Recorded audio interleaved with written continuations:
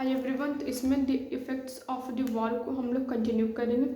तो कहता है the impact of the war was very devastating for the entire continent both psychologically and financially. तो कहता है कि पहला जो विश्व युद्ध हुआ, इस पहले विश्व युद्ध का जो था ना प्रभाव, वो बहुत ही ज़्यादा डिवास्टेटिंग, मतलब क्या भयानक, बहुत ज़्यादा भयानक प्रभाव था पूरे कॉन्टिनेंट, पूरे महाद्वीप के लिए।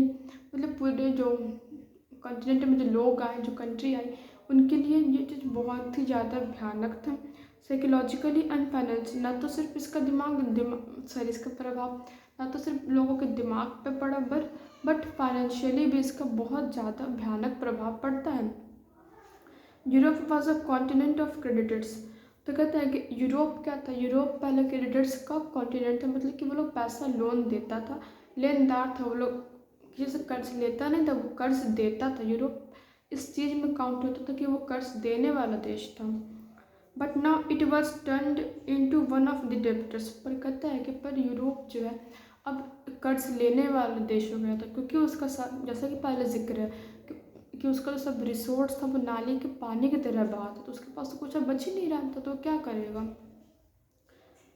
अनफॉर्चुनेटली कहता है दुर्भाग्यवश the infant Weimar republic was being made to pay for this since.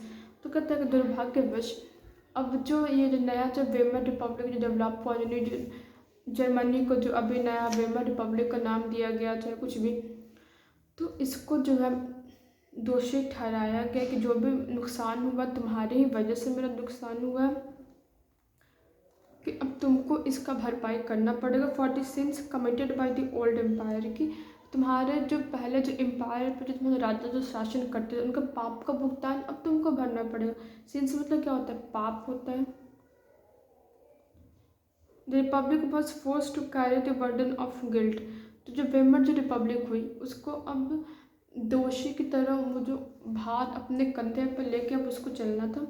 And national humiliation, और पूरे राष्ट्र भर में बेइज्जती भी सहनी थी।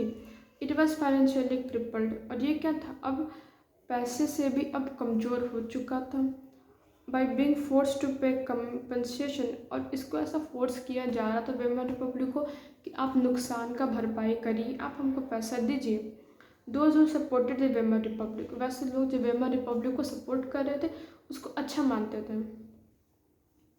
पर्टिकुलरली सोशलिस्ट, जिसमें कौन कौन लोग आए, socialist, Catholics and Democrats become easy targets of the attack in the conservative nationalist circle. तो ये जो लोग हो गए, सोशलिस्ट हो गए, कैथोलिक्स हो गए, डेमोक्रेट्स, जो एक आसानी से टारगेट बन जाते थे कंजर्वेटिव नेशनलिस्ट लोग का। कंजर्वेटिव मतलब क्या, जो पुराने जो सभ्यता उसको कंटिन्यू करना चाहते हैं, तो उन सब लोगों का आसानी से ये टारगेट बन जाते थे। They were mockingly called the November criminals. तो इनको जो है मजाक से लोग नवंबर क्रिमिनल्स के नाम पर बोलते थे, तुम्हें चिढ़काते थे। The mindset had a major impact on the political development of the early 90s। ये जो का जो माइंडसेट हुआ ना, उसका बहुत ज़्यादा राजनीतिक इम्पैक्ट भी पड़ता है। The first world war left a deep impact on the society and polity of Europe.